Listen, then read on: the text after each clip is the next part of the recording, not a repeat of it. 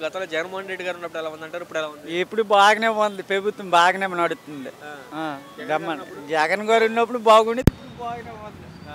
పనులు కూడా బాగా, ఇసుకలు కూడా బాగా ఊరికేస్తున్నారు, బాగా పనులు అవుతాయి. పనులు జరుగుతాయా? యాడ్ జరుగుతుంది ఎక్కడోనే పనులు.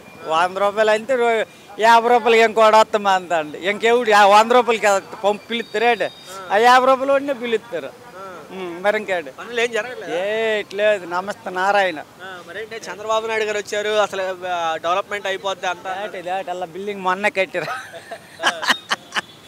ఎవరు ఎత్తి ఏటి ఉంది మన పూలు మనకి అంతే. జగన్ గారు ఉన్నప్పుడు ఎలా ఉండేది? అప్పుడు కొద్దిగా డబ్బులు వచ్చాయి మరి అంటే. ఇప్పుడు ఏ డబ్బులు రైతు భరోసా అంతండి, రైతు భరోసా సగం సగం చెక్కలు తగ్గొట్టి చేస్తాడు. పూర్తిగా రావట్లేదా? ఎవరికి 5,000 వేసినాడు ఎకరా, అంతే మనిషికి.